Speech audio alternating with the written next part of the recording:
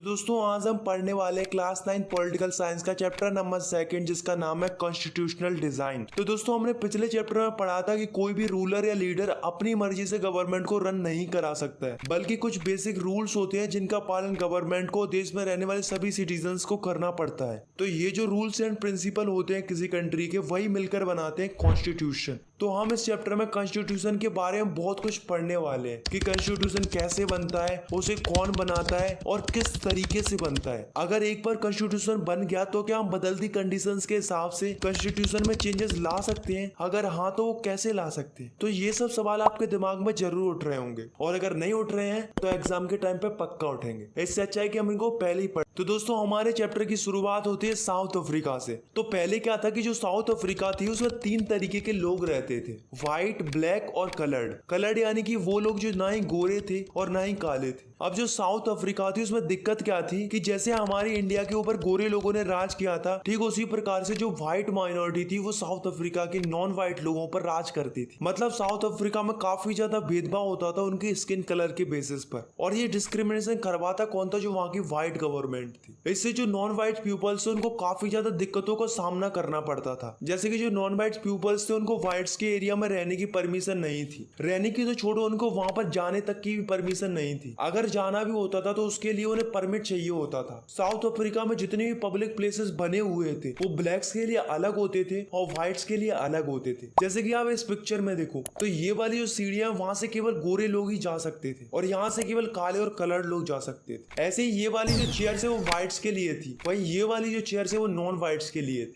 इनके अलावा जो स्कूल्स थे, हॉस्पिटल्स थे, सिनेमा हॉल्स थे, टॉयलेट्स थे, वे व्हाइट्स के लिए अलग अलग थे और नॉन व्हाइट्स के लिए अलग अलग थे। पर दोस्तों मेन प्रॉब्लम ये नहीं थी कि ये अलग अलग थे, बल्कि ये थी कि वो व्हाइट्स के लिए सारी चीजें अच्छी थी, मतलब लग्जरी थी। वहीं ब्लैक्स के लिए सब चीजें पुअर फैसिलिटीज की थी और ना ही ब्लैक्स को वोट डालने का अधिकार था। तो ये जो कलर डिस्क्रिमिनेशन था लोगों के बीच में, इसी कहा गया अपार्थाइड सिस्टम। अब जो भी इस अपार्थाइड सिस्टम के खिलाफ होता था उसे मार दिया जाता था या फिर उसे जेल में डाल दिया जाता था। तो जो नेल्सन मंडेला थे उन्हें भी 1964 में जेल भेज दिया था क्योंकि उन्होंने अपार्थाइड सिस्टम के खिलाफ आवाज उठाई थी। तो दोस्तों देखा आपने किस प्रकार व्हाइट लोग ब्लैक्स पर अत्याचार करते थे, लेकिन जो ब्लैक लोग थे उन्होंने हिम्मत नहीं हारी। वे लगातार प्रोटेस्ट करते गए और व्हाइट गवर्नमेंट के खिलाफ अपने अधिकार के लिए लड़ते गए। और इन सबको लीड कर रही थी एक पार्टी जिसका नाम था ANC, यानी कि अफ्रीकन नेशनल कांग्रेस। तो दोस्तों इन सब ने मिलकर कई सालों तक प्रोटेस्ट किया, जिसका रिजल्ट ये निकला कि जो व्हाइट गवर्नमेंट थी उसको झुकना पड़ा, क्योंकि व्हाइट गवर्नमेंट को अंदाजा लग चुका था कि जो ब्लैक्स है वो हमारे कंट्रोल से बाहर है। तो व्हाइट गवर्नमेंट ने क्या किया कि जितने भी डिस्क्रिमिनेटरी लॉज थे उनको हटा दिया और जो ब्लैक्स की पॉलिटिकल पार्टीज पर बैन लगाया हुआ था उसे भी हटा दिया। अब जो नेल्सन मंडेला थे वो 28 साल बाद जेल से बाहर आए और फाइनली 26 अप्रैल 1994 को साउथ अफ्रीका को आजादी मिल गई इस अपार्थाइड सिस्टम से। और जो नेल्सन मंडेला थे वो वहां के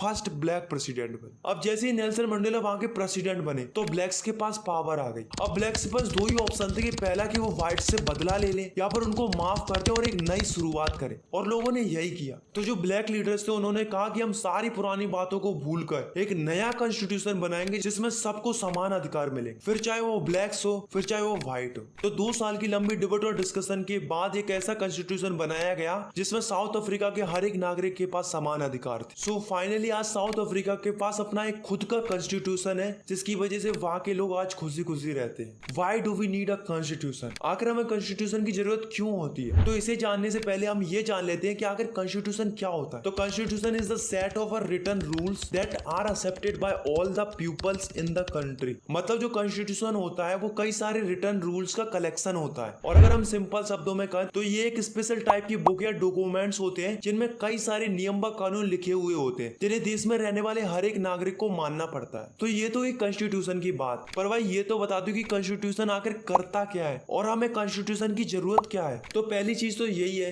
it's generate a degree of trust and coordination that is necessary for diverse group. मतलब एक बात तो हम सभी लोग जानते ही हैं कि चाहे कोई भी कंट्री हो उसके अंदर अलग अलग प्रकार के लोग रहते हैं। तो कॉन्स्टिट्यूशन क्या करता है कि उन लोगों के बीच में भरोसा और सहयोग बनाए रखता है और उन्हें एक दूसरे से जोड़े रखता है। सेकंड है, it specify how the government will be formed, who will have power to take which decision. मतलब कॉन्स्टिट्यूशन हमें ये बताता है कि गवर्नमेंट कैसे बनेगी और किसके पास पावर होगी डिसीजन लेने की। थर्ड है it lays down limit on the power of the constitution and tells us what the rights of the citizens are. मतलब जो कॉन्स्टिट्यूशन है वो लोगों के अधिकार बताता है और गवर्नमेंट्स की क्या लिमिट्स हैं ये भी बताता है। और लास्ट है it express the aspiration of the people about creating a good society. तो जो कॉन्स्टिट्यूशन है वो ये भी बताता है कि लोगों की क्या एस्पिरेशन है और हम किस प्रकार की सोसाइटी चाहते हैं। Making of Indian constitution. तो दोस्तों ऐसा नहीं है कि जो हमारी इंडिया है उसका कॉन्स्टिट्यूशन आसानी से बन गया हो, बल्कि जो हमारी इंडिया है उसे भी साउथ अफ्रीका की तरह काफी ज्यादा स्ट्रगल करना पड़ा था और कई सारी प्रॉब्लम्स का सामना करना पड़ा था कॉन्स्टिट्यूशन बनाने के लिए। तो पहली प्रॉब्लम तो यही थी कि जो हमारी इंडिया है वो एक डाइवर्स ग्रुप ऑफ पॉपुलेशन वाली एक बड़ी कंट्री है। मतलब हमारी इंडिया के अंदर अलग अलग प्रकार के लोग रहते थे जिनकी अलग अलग प्रकार की सोच थी। ऐसे में हमें सब लोगों को ध्यान में रखकर एक ऐसा कॉन्स्टिट्यूशन बनाना था जिससे सब सहमत हो और जिसे सब लोग एक्सेप्ट करने के लिए तैयार हो। दूसरी प्रॉब्लम ये थी कि जब हमारा कॉन्स्टिट्यूशन बन रहा था उस समय हमारी इंडिया के अंदर अलग अलग रिलीजन्स के बीच में काफी ट्रॉमेटिक कंडीशंस थी। लोग आपस में बटे हुए थे धर्म के आधार पर, इनके बीच में टेंशन का इशू बना रहता था। तो अब समस्या ये थी कि हमें एक ऐसा कॉन्स्टिट्यूशन बनाना था जिसमें कोई भी धर्म निराश ना हो और इंडिया के अंदर जितने भी रिलीजन्स है उनको समान अधिकार मिले। थर्ड प्रॉब्लम ये थी कि जो ब्रिटिशर्स थे उन्होंने रूलर्स पर ही छोड़ दिया था कि तुम पाकिस्तान को ज्वाइन कर लो या फिर इंडिया को या फिर अपनी एक खुद की एक अलग कंट्री बना लो। जिससे क्या हुआ कि हमें रूलर्स को मनाना पड़ा ताकि वे इंडिया को ज्वाइन कर ले। तो ये तो हुई उन प्रॉब्लम्स की बात जिन्हें हमने कॉन्स्टिट्यूशन बनाते समय फेस किया था। तो अब अपन बात करते हैं कि आखिर इंडिया का कॉन्स्टिट्यूशन बना कैसे था। अब दोस्तों जो लोग कॉन्स्टिट्यूशन बना रहे थे उन्हें पहले से ही आइडिया था कि हमारी इंडिया के लिए किस तरीके का कॉन्स्टिट्यूशन बेस्ट रहेगा, क्योंकि उन्होंने वो सारी सिचुएशंस को देखा था जब हमारी इंडिया ब्रिटिशर्स की गुलाम थी। जब हमारा देश आजाद नहीं हुआ था तो मोतीलाल नेहरू और 8 कांग्रेस लीडर्स ने मिलकर 1928 को पहले एक ड्राफ्ट कॉन्स्टिट्यूशन तैयार कर लिया था जिसमें सिटीजन्स के सारे राइट्स को इंक्लूड किया गया था। अब दोस्तों जब हमारा देश अंग्रेजों का गुलाम था तब इंडिया के कुछ लोगों के पास वोटिंग राइट्स थे जिससे उन्हें पता था कि ब्रिटिश गवर्नमेंट कैसे चलती थी। तो उनके इस एक्सपीरियंस से हमें काफी ज्यादा हेल्प मिली थी जब हमारी इंडिया का कॉन्स्टिट्यूशन बन रहा था। इसके अलावा हमारी इंडिया ने अपने कॉन्स्टिट्यूशन के अंदर ब्रिटिश गवर्नमेंट की कई सारी अच्छी अच्छी चीजों को अडॉप्ट किया था, जैसे कि the government of India act 1935। तो जो हमारा कॉन्स्टिट्यूशन था वो ऐसे ही नहीं बन गया था, बल्कि जो हमारे कॉन्स्टिट्यूशन मेकर्स थे उन्होंने काफी ज्यादा स्टडी की थी अलग अलग देशों के कॉन्स्टिट्यूशंस की, ताकि भी हमारी इंडिया के लिए एक अच्छा कॉन्स्टिट्यूशन बना सके। The constituent assembly. तो दोस्तों अब अपन बात करते हैं कॉन्स्टिट्यूएंट असेंबली की। तो ये जो असेंबली थी वो 299 लोगों की एक बॉडी थी जिन्हें देश के कोने कोने से चुना गया था इलेक्शन के थ्रू, और इन्हीं लोगों ने 26 नवंबर 1949 को इंडिया का कॉन्स्टिट्यूशन बना के तैयार कर लिया और इसी कॉन्स्टिट्यूशन को 26 जनवरी 1950 को लागू कर दिया। इसलिए हम इंडिया के अंदर 26 जनवरी को as a republic day celebrate करते हैं। तो दोस्तों आपको नहीं लगता कि जो हमारा कॉन्स्टिट्यूशन था वो कई सालों पहले बना था, तो क्या इस कॉन्स्टिट्यूशन को आज की जनरेशन को मानना चाहिए या नहीं? चलिए देखते हैं। तो जो हमारा कॉन्स्टिट्यूशन है वो देश में रहने वाले अलग अलग लोगों ने बनाया था जो कि देश के अलग अलग जगहों से आए थे, जिसका मतलब ये है कि जो हमारा कॉन्स्टिट्यूशन है वो सबसे डिस्कशन करके और लोगों की जरूरतों के हिसाब से बना है, और ना ही हमारे कॉन्स्टिट्यूशन के ऊपर किसी भी पॉलिटिकल पार्टी और सोशल ग्रुप ने क्वेश्चन पुट अप नहीं किया है। और यही चीज हमारे कॉन्स्टिट्यूशन को दूसरों से अलग बनाती है। वहीं दूसरी और अदर कंट्रीज को कई बार कॉन्स्टिट्यूशन दोबारा लिखना पड़ता है।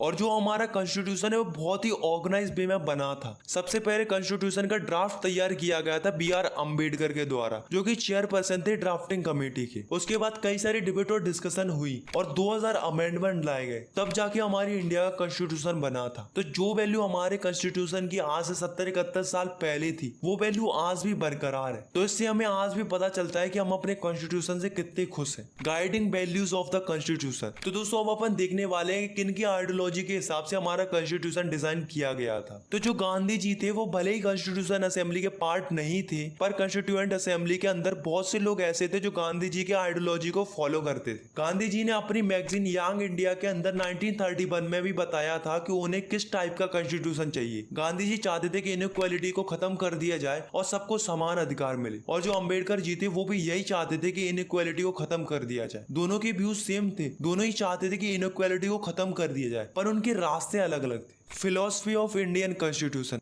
अगर हमें इंडियन कॉन्स्टिट्यूशन की पूरी फिलॉसफी को समझना है तो उससे पहले हमें समझना होगा कि प्रीएम्बल क्या होता है। तो जो प्रीएम्बल है वो एक टाइप से समरी है, या पर अपन कह सकते हैं कि एक टाइप का इंट्रोडक्शन है पूरे कॉन्स्टिट्यूशन का। अगर हमने प्रीएम्बल को समझ लिया तो हम समझ जाएंगे कि हमारे कॉन्स्टिट्यूशन के अंदर क्या है और कॉन्स्टिट्यूशन किस आधार पर बना है। तो चलिए देखते हैं कि अगर प्रीएम्बल में लिखा क्या है। तो ये कुछ इंपॉर्टेंट वर्ड्स है जो कि प्रीएम्बल के अंदर लिखे हुए। चलिए इनका मतलब समझते हैं। फर्स्ट है we the people of India. इसका मतलब होता है कि जो हमारा कॉन्स्टिट्यूशन है वो हमने अपने रिप्रेजेंटेटिव्स के थ्रू बनवाया है, ये हमें किसी कंट्री ने या राजा ने नहीं दिया है। सेकंड है सोवरी। इसका मतलब होता है कि जो हमारी इंडिया है वो खुद से डिसीजन ले सकती है, चाहे वो इंटरनल डिसीजन हो चाहे वो एक्सटर्नल डिसीजन हो। थर्ड है सोशलिस्ट। सोशलिस्ट का मतलब होता है कि जो हमारी वेल्थ है वो सारी सोसाइटी मिलकर जनरेट करती है, तो इसका डिस्ट्रीब्यूशन भी इक्वली होना चाहिए। गवर्नमेंट ओनरशिप की लैंड को रेगुलेट करेगी जिससे जो सोशल एंड इकोनॉमिकल इनइक्वालिटी है लोगों के बीच में वो कम हो। फोर्थ है सेकुलर। सेकुलर का मतलब है कि जो हमारी इंडिया है उसमें कोई भी सिटीजन कोई भी रिलीजन फॉलो कर सकता है, हमारे लिए सारे रिलीजन समान है। फिफ्थ है डेमोक्रेटिक। इसका मतलब होता है कि इंडिया के अंदर हर एक सिटीजन्स के पास इक्वल पॉलिटिकल राइट्स हैं और भी अपना रूलर्स चुन सकते हैं, और जो सिटीजन्स की बेसिक राइट्स होते हैं उनको गवर्नमेंट को मानना पड़ेगा। सिक्स्थ है रिपब्लिक। इसका मतलब होता है कि जो हमारी कंट्री के प्रेसिडेंट है वो कैसे होंगे, इलेक्टेड होंगे, मतलब इन्हें इलेक्शन के थ्रू चुना जाएगा। सेवेंथ है जस्टिस। तो जस्टिस का मतलब होता है कि हम सिटीजन्स के बीच में भेदभाव नहीं कर सकते।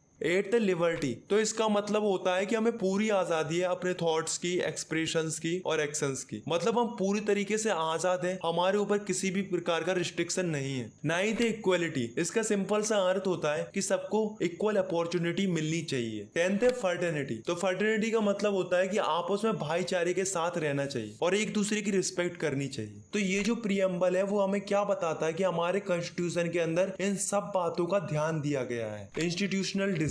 तो जो हमारा कॉन्स्टिट्यूशन है वो केवल वैल्यूज और फिलॉसफी के बारे में नहीं बताता, बल्कि हमें ये भी बताता है कि इंस्टीट्यूशनल अरेंजमेंट कैसे किए जाते हैं। और जो हमारा कॉन्स्टिट्यूशन है उसके अंदर हम बदलाव भी ला सकते हैं, जिसको हम कॉन्स्टिट्यूशनल अमेंडमेंट कहते हैं। और ये कब ला सकते हैं, जब हमें लगे कि हमारा कॉन्स्टिट्यूशन लोगों के एस्पिरेशन के हिसाब से सही नहीं है, और जब सोसाइटी में चेंज आ रहे हो या फिर लोगों को परेशानी हो रही हो, तो हम कॉन्स्टिट्यूशन अमेंडमेंट कर सकते हैं। आई होप आपको ये चैप्टर समझ में आ गया होगा। अगर आपको ये वीडियो पसंद आई तो यार वीडियो को लाइक करो और चैनल को सब्सक्राइब करो ऐसी क्लास 9 की और भी वीडियोस देखने के लिए। Thanks for watching, take care, bye bye.